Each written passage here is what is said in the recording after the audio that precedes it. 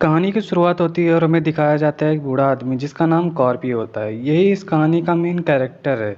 यह अपने शहर से दूर किसी खजाने की तलाश में आया होता है। कॉर्पी के साथ उसका पालतू कुत्ता और घोड़ा भी होता है। एक दिन वह नदी के किनारे जाता है तो उसे एक बहुत ही छोटा सोने का एक टुकड़ा दिखाई देता है, जिसे देखकर वह बहुत ही खुश हो जाता है। जिससे उसे यह पता चल जाता है कि सोना यहीं कहीं है। उसके अगले दिन ही वह नदी के आसपास खोदना चालू कर देता है। कई दिनों तक जगह जगह गड्ढे खोदता है। खोदते खोदते उसे बहुत समय हो जाता है, लेकिन कॉपी को कुछ भी हाथ नहीं आता। वह बहुत ही निराश हो जाता है। उसके अगले दिन ही एक जगह खुदाई करने के दौरान उसे बहुत सारा सोना मिलता है, जिसे देखकर वह बहुत ही खुश हो जाता है।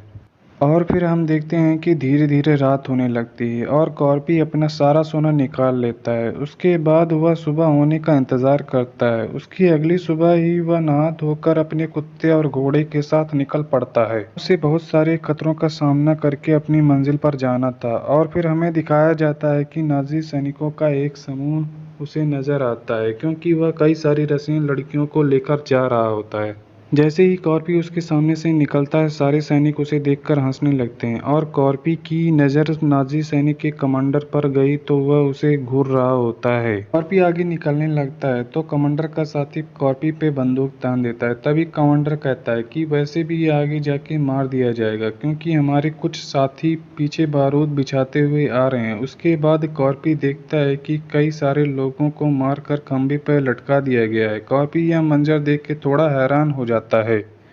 थोड़ा और आगे जाने पर कॉर्पी अब कुछ सैनिकों को आता हुआ देखता है और सैनिक कॉर्पी को रोक देते हैं और उसकी तलाशी लेने लगते हैं। सैनिक देखता है कि उसके पास काफ़ी सारा सोना है, जिससे उसे सैनिक को यह पता चल जाता है कि कॉर्पी एक स्मगलर भी है, जो चुपचाप सोना स्मगलिंग करके लेके जा रहा है। उसके बाद सैनिक कहता है कि ये सारा सोना और खुद को मेरे हवाले कर दो। यह सुनकर कॉर्पी अपने कुत्ते को यहाँ से भागने को कहता है। जब कुत्ता वहाँ से भागने लगता है तो सैनिक उस पर गोलियां चलाने लगते हैं। गोलियों की आवाज़ से आगे चल रहे नाजी सैनिक का कमांडर समझ जाता है कि मेरे पीछे आ रहे सैनिक उस बूढ़े को मार दिया होगा। जिस बात से वह मुस्कुराने लगता है, पर उसको क्या पता ऐसा कुछ नहीं हुआ।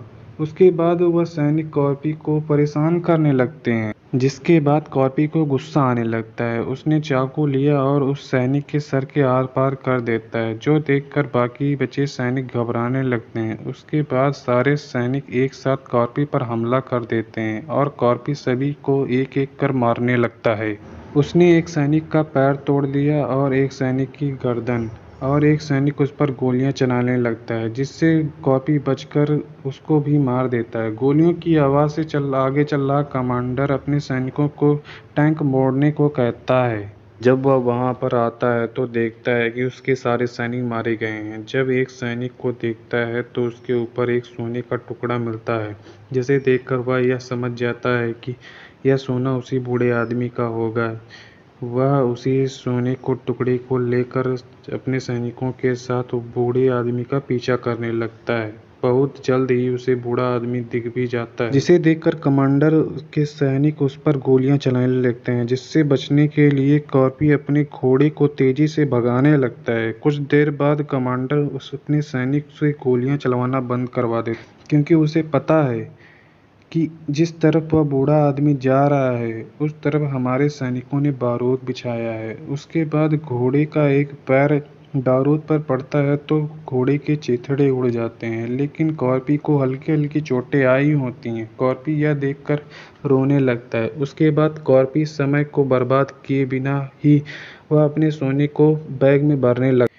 इसी बीच कमांडर भी वहां अपने सैनिकों के साथ आ जाता है। इससे पहले कि कमांडर अपने सैनिकों से कहकर उस पर हमला करवाए, कॉर्पी एक सोने का पत्थर लेकर उस बारूद पर फेंक देता है, जिसके कारण सारी धूल उड़ने लगती है और सैनिक को कुछ भी साफ दिखाई नहीं देता है, जिस कारण वह सैनिक अंधाधुंध गोलियां चलाने लगता है। उसी बीच कॉर्पी वहीं पड़ी एक शील्ड को अपने सामने कर लेता है। कुछ देर बाद कमांडर अपने सैनिक के साथ कॉर्पी को पकड़ने को कहता है। तभी कॉर्पी उस पर एक लैंडमाइन फेंक देता है, जिसके कारण उस सैनिक के चीथड़े उड़ जाते हैं। कॉर्पी इसी तरह कुछ सैनिकों को मार देता है, लेकिन कमांडर भी अपने सैनिकों को मरने नहीं देना चाहता था, इसलिए उसने अपनी गाड़ियों के सामने दो रस्सियां लड़कियों को बांध देता है ताकि लड़कियां मारी जाएं और उन सैनिकों को कुछ भी ना हो। उसी बीच कमांडर का साथी कमांडर से कहता है कि जिस बूढ़े आदमी के जान के पीछे हम पड़े हुए हैं वह एक खतरनाक कमांडो है, और उसे यह भी पता चल जाता है कि 300 रूसी सैनिकों को अकेला मारने वाला यही बूढ़ा आदमी है। तभी दिखाया जाता है कि कॉर्पी काफी दूर आ गया है और वह एक खराब गाड़ी के पीछे आकर छिप गया है। गोली लगने के कारण वह और आगे नहीं चल सकता था, तो उसने अपने टांग से गोली निकालता है और थोड़ी ही देर बाद उसकी आंख भी लग जाती है। लेकिन कुछ ही देर बाद कमांडर अपने सैनिकों के साथ वहां आ जाता है। उसकी वजह से कॉर्पी की आंख खुल जाती है और वह जल्द ही उसके ट्रक के नीचे आकर छिप जाता है। लेकिन कुत्ते भी उसे सूंघते हुए उसी के पास आ रहे होते हैं, जिसे देखकर कॉर्पी अपने ऊपर पेट्रोल की पाइप को काट कर डालने लगता है ताकि उसे कुत्ते सूंघ ना पाए। तभी एक सैनिक को पेट्रोल के लीक होने का पता चल जाता है और वह ट्रक को रुकवा देता है। यह सुनकर कॉर्पी तुरंत ट्रक से बाहर निकलने लगता है और भागने लगता है, पर कमांडर का सिपाही उस पर गोलियां चलाने लगता है, जिसके साथ वह अपने कुत्ते को भी छोड़ देता है। अब उसके बचने के लिए कॉर्पी खुद पर आग लगा लेता है और भागने लगता है। उसके सैनिक उस पर गोलियां चलाने लगते हैं और कॉर्पी भागता भागता एक नदी में कूद जाता है। यह देखकर कमांडर के साथी भी उस पर गोलियां चलाने लगते हैं और नदी के पास चले आते हैं और नदी में भी गोलियां चलाने लगते हैं। इसके बाद कमांडर अपने सैनिकों के साथ उस नदी के पास आ जाता है और कमांडर अपने सैनिकों से उसे पकड़ने को कहता है। तभी एक एक सारे सैनिक जाते हैं और कॉर्पी को पकड़ने लगते हैं। तभी कॉर्पी सभी को एक एक कर मारकर वहां से भाग जाता है, लेकिन उसका पालतू कुत्ता वहीं रह जाता है, जिसे देखकर कमांडर एक नया प्लान तैयार करता है। कॉर्पी वहां से निकलकर एक पुराने पेट्रोल पंप पर जाकर थोड़ा आराम करता है। थोड़ी देर बाद उसे अपने कुत्ते के भौंकने की आवाज़ से वह जग जाता है। वह बाहर निकलकर देखता है तो उसे कुत्ता कहीं दिखाई नहीं देता है। थोड़ी देर बाद कुत्ता उसे मिल जाता है और उसके शरीर में एक छोटा सा बॉम्ब लगा होता है, जिसे देखकर कॉर्पी तुरंत उस बॉम्ब को निकालने लगता है। उसी समय वह बॉम्ब फट जाता है, जिसके कारण कॉर्पी बहुत जख्मी हो जाता है और कुछ ही देर बाद कमांडर अपने दो सैनिकों के साथ उसके पास आते हैं और उसके गले में एक फंदा बनाकर कॉर्पी को पेट्रोल पंप के बोर्ड पर लटका देते हैं, जिसके बाद वह वहां से चले जाते हैं। कुछ देर बाद कॉर्पी देखता है कि वह वहां से चले गए हैं, तो कॉर्पी उसी बोर्ड के खंभे की कील के सहारे पूरी रात लटकता रहता है। उसकी अगली सुबह उसके ऊपर से एक जहाज उड़ता हुआ गुजरता है, जिसकी वजह से उसका खंभा हिलने लगता है और वह नीचे गिर जाता है। फिर जहाज के दोनों पायलट पेट्रोल पंप पर आते हैं। जैसे ही उनकी नज़र कॉर्पी पर पड़ती है तो वह एक पायलट को भेजकर कॉर्पी और उसके कुत्ते को मारने को कहता है। मारने के लिए जैसे ही पायलट अपनी गन निकालता है, उसी समय कॉर्पी उस पायलट को मार देता है और दूसरे पायलट को जख्मी कर देता है। इसके बाद वह अपने जख्मों को मरहम पट्टी करता है, लेकिन वह किसी प्रकार की पट्टी या दवा का इस्तेमाल नहीं करता है, बल्कि वह एक तार के सहारे अपने जख्मों को सिलता है। पर यह सब देखकर पायलट घबराने लगता है। इसके बाद कॉर्पी को अपना सुना लेना था, इसलिए वह एक प्लान बनाता है और पायलट को अपने साथ लेकर आगे बढ़ जाता है। उधर कमांडर अपने आगे बढ़ रहे सैनिकों के साथ एक जगह आकर रुक जाता है और सामने एक जहाज तबाह हुआ दिखाई देता है। जब कमांडर का सैनिक जहाज के पास जाता है तो उसे एक आदमी के गले में उन्हीं की रस्सी दिखाई देती है, जिससे वह यह समझ जाते हैं कि कॉर्पी अभी मरा नहीं है, वह अभी जिंदा है। वह सभी यह नज़ारा देखकर घबरा जाते हैं और तुरंत अपनी गाड़ियों में बैठकर निकल जाते हैं। जिस ट्रक में लड़कियों को बंदी बनाकर ले जाया जा रहा था, उसी ट्रक में एक सैनिक कॉर्पी के बारे में बात कर रहा था। उसमें से एक लड़की उनकी बातें सुनकर मुस्कुराने लगती है। उसी लड़की ने कहा कि तुम लोग कॉर्पी को ढूंढ नहीं पाओगे, क्योंकि आज तक कॉर्पी को कोई ढूंढ नहीं पाया है। वह 300 रूसी सैनिकों को मारा है, तो तुम लोग क्या हो?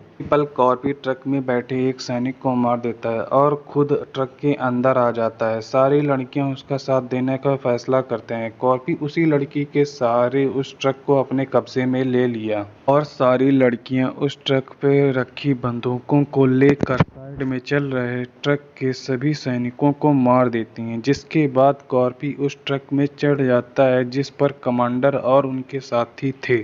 वह टैंक पर चढ़कर अपने हथियार से टैंक के ऊपर मारने लगता है, जिसकी आवाज़ से अंदर बैठा कमांडर अपने साथी को बाहर उसे मारने भेजता है। जैसे ही उसका साथी बाहर आता है और दोनों लड़ने लगते हैं। लड़ते लड़ते वह टैंक के नीचे गिर जाते हैं। उसके बाद कॉर्पी कमांडर के साथी को मार देता है। उसके बाद पीछे आ रहे दो कमांडर के साथी कॉर्पी को देखकर अपनी गाड़ी छोड़कर भाग जाते हैं। गाड़ी को लेकर कॉर्पी कमांडर के टैंक का पीछा करने लगता है। इधर कमांडर उस जगह पहुंच जाता है जहां कमांडर का साथी जहाज के साथ उसका इंतजार कर रहा होता है। दोनों जहाज लेकर उड़ने ही वाले होते हैं कि कॉर्पी वहां पहुंच जाता है और अंधाधुंध गोलियां चलाने लगता है। गोलियों की वजह से सामने वाला शीशा टूट जाता है, लेकिन जहाज ने उड़ान भर ही ली। नीचे गाड़ी देखकर कमांडर को लगा कि कॉर्पी नीचे ही रह गया है, लेकिन ऐसा नहीं हुआ, बल्कि वह तो अपने हथियार के जरिए जहाज पर लटक गया था। किसी तरह वह टायर के पास भी आ जाता है और फिर वह जहाज के अंदर भी आ जाता है।